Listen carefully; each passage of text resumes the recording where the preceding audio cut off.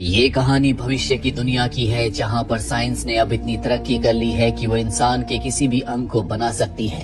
इंसानों के अंग को अब बदला जाता है और जो उन्हें रोबोटिक अंग लगाए जाते हैं उनसे वो पहले से भी ज्यादा स्ट्रांग हो जाते हैं। उनके अंदर बहुत शक्तियां आ जाती है। लेकिन इस दुनिया में कुछ ऐसे लोग भी हैं जो इस तरह के लोगों के खिलाफ हैं और उन्हें मार देते हैं। वहीं दूसरी तरफ हमें एक आदमी को दिखाया जाता है जो एक बहुत बड़े बैंक के अंदर जाता है। चेकिंग के दौरान उसके अंदर कुछ मेटल की चीज पाई जाती है। वो बताता है कि मेरा एक हाथ रोबोटिक है।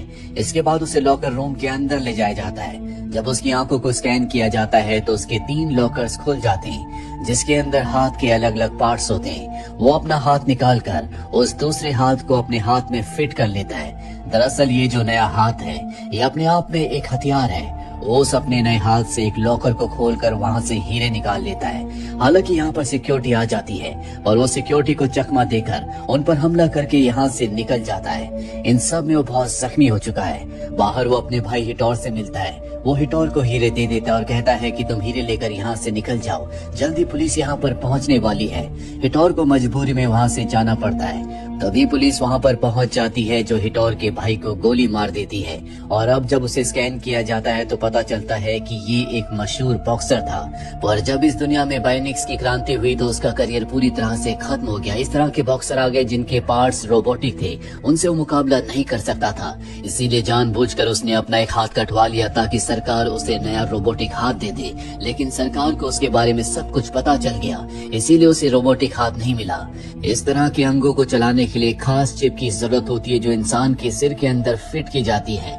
इस बॉक्सर को चिप एक दूसरे एथलीट से मिली थी जो अपनी जिंदगी की आखिरी सांसें ले रहा था।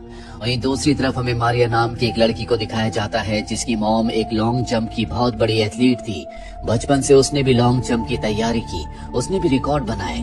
लेकिन अब दुनिया में बायोनिक आ चुका है, इसीलिए ऐसे लोग जिनके बॉडी पार्ट्स रोबोटिक हैं उन्हें हराना बहुत मुश्किल है। और उनमें से एक उसकी बहन भी है जिसका बीमारी की वजह से एक पैर खराब हो गया था, इसीलिए उसके पैर को काटकर रोबोटिक पैर लगाना पड़ा। और अब मारिया की बहन ने उस रोबोटिक पैर की मदद से इस दुनिया की सबसे लॉन्ग जंप लगाकर वर्ल्ड रिकॉर्ड बना दिया। मारिया भी अपनी जिंदगी में कुछ ऐसा ही करना चाहती है। वहीं हिटोर को दिखाया जाता है जो एक बॉक्सिंग क्लब में जाता है जहां उसके पास एक लड़का आता है। दरअसल ये मारिया का भाई है और टेक्नोलॉजी में बहुत एक्सपर्ट है। हिटोर उसे अपने डायमंड दिखाता है। वो बताता है कि इन डायमंड्स की कीमत $5 मिलियन है। लेकिन हिटोर को अपने काम के लिए $10 मिलियन की जरूरत है। वो अपने खुद के बायोनिक्स बनाना चाहता है, इसीलिए हिटोर को $5 मिलियन की और जरूरत है जिसके लिए उसे चोरी करनी होगी।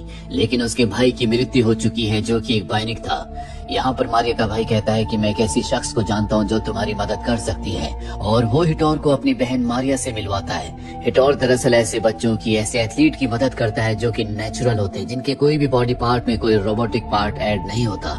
ऐसे एथलीट्स को अब देखना लोग पसंद नहीं करते। दरअसल हर कोई परफॉर्मेंस देखना चाहता है और परफॉर्मेंस वही लोग करते हैं जो कि बायोनिक है।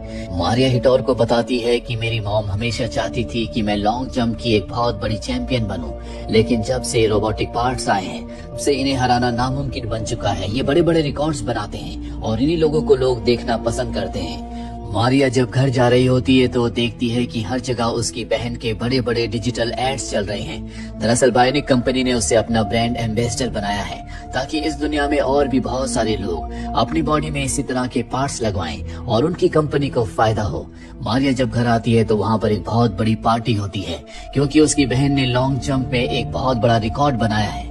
मारिया को लगता है कि ये जो कुछ उसकी बहन को मिला है इस पर उसका हक था, क्योंकि बचपन से उसने इसी चीज की प्रैक्टिस की थी।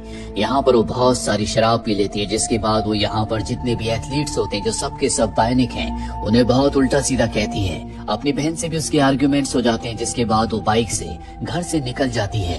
वो बाइक बहुत स्पीड में चला रही होती है, इसीलिए उसकी बाइक का एक्सीडेंट हो जाता है। जब हॉस्पिटल में उसे होश आता है तो उसे पता चलता है कि उसका एक पैर कट चुका है। ये देखकर मारिया अपना आपा खो बैठती है। उसकी बहन, उसका परिवार उसे संभालता है। जल्दी मारिया घर आ जाती है जहाँ पर उसकी बहन उसे एक पैर से कैसे चलना है ये सिखाती है। और अब ऑपरेशन करके मारिया के सिर में वो चिप लगा दी जाती है जिससे उसका रोबोटिक पैर उसके शरीर के साथ पूरी तरह से सिंक हो जाएगा।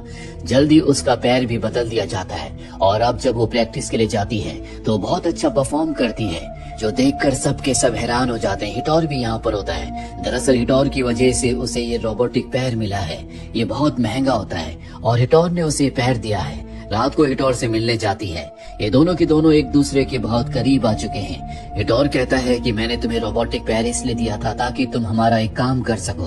दरअसल ये गाड़ी को लूटना चाहते हैं जिसमें एटीएम में डालने के लिए कैश होता है ताकि इनके $10 मिलियन पूरे हो जाएं और ये बहुत सारी चिप्स को खरीद सकें। और अब मारिया भी इनका साथ देती है। वो उस वैन के सामने खड़ी हो जाती है जिसके अंदर कैश है और जैसी वैन उसके पास से गुजरती है वो अपने रोबोटिक पैर से उस पर एक किक मारती है जिससे वैन पलट जाती है और अब ये उस वैन के अंदर एक गैस बॉम्ब को डाल देते हैं। इसीलिए पुलिस ऑफिसर्स को बाहर निकलना पड़ता है और तभी हिटोर के लोग आ जाते हैं। हिटोर अपने लोगों के साथ उनके ऊपर हमला करता है लेकिन एक पुलिस ऑफिसर मारिया के चेहरे को देख लेता है जिस वजह से हिटोर को उसे मारना पड़ता है, क्योंकि अगर हिटोर उसे नहीं मारेगा तो पैसे ले जाने के बाद मारिया को पुलिस अरेस्ट कर लेगी।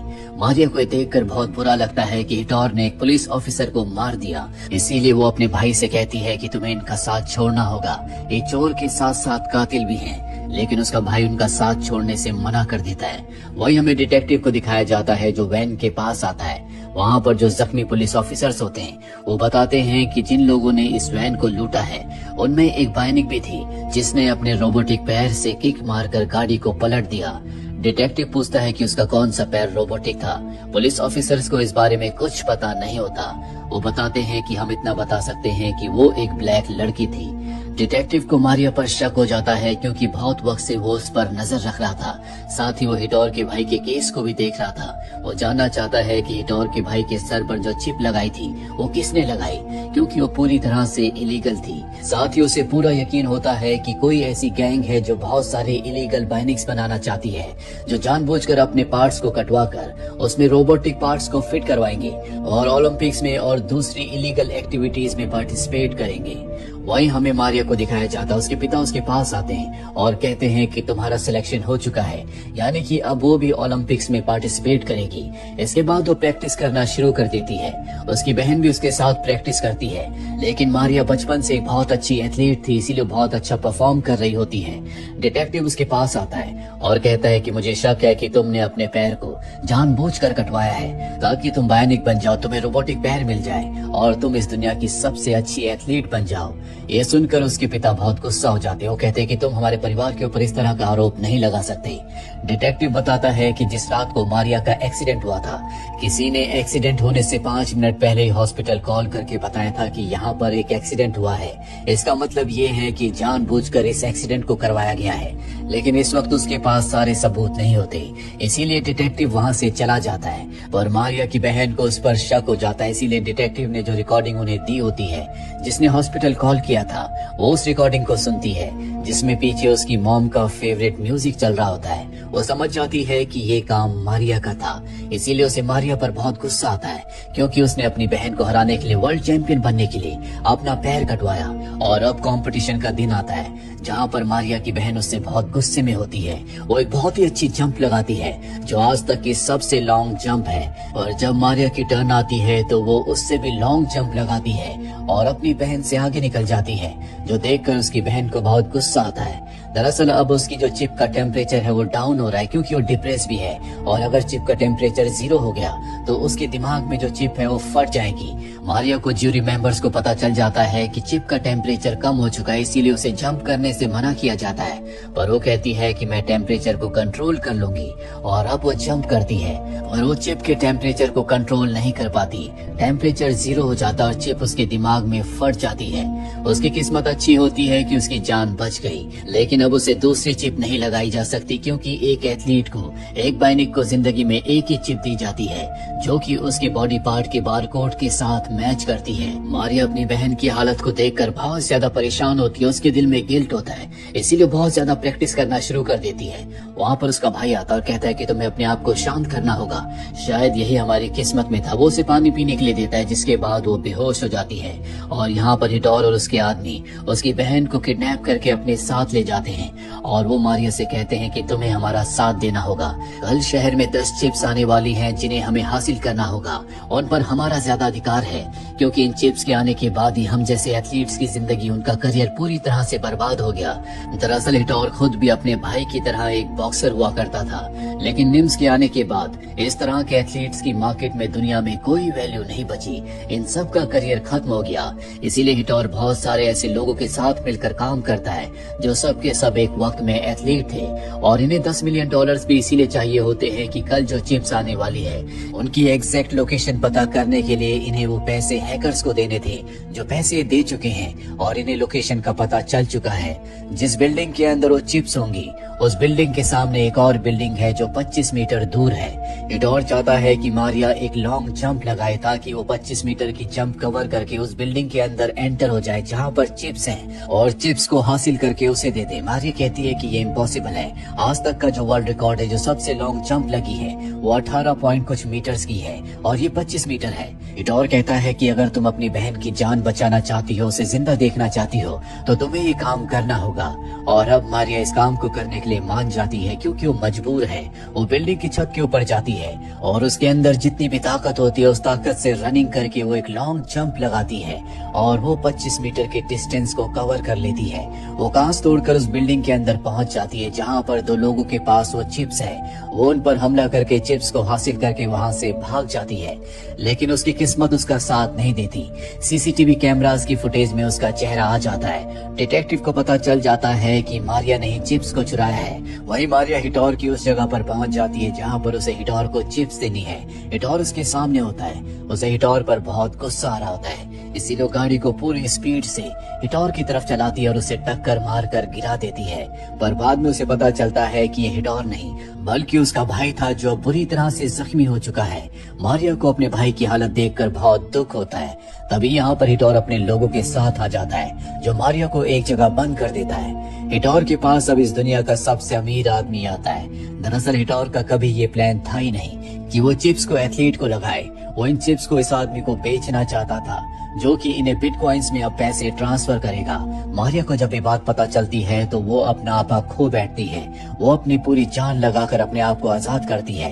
हिटोर और उसके आदमियों के ऊपर हमला कर देती है। साथ ही वो हिटोर की रीढ़ की हड्डी को तोड़ देती है, जिसका मतलब ये है कि उसका बचना नामुमकिन है। यहाँ पर डिटेक्टिव अपनी टीम के साथ आ जाता है। वो मारिया को उसकी बहन को पकड़ना चाहता है, लेकिन मारिया अपनी बहन के साथ मिलकर यहाँ से भागने में कामयाब हो जाती है। 6 महीने बीत जाते हैं जहाँ पर हमें मारिया और उसकी बहन को दिखाया जाता है जो एक छोटे से गांव में छोटे छोटे बायनिक बच्चों को एथलेटिक्स की प्रैक्टिस करवा रही होती हैं। और ये स्कूल इन दोनों ने अपनी मॉम के नाम से खोला है, लेकिन इन्हें अपने स्कूल को चलाने के लिए पैसों की जरूरत है।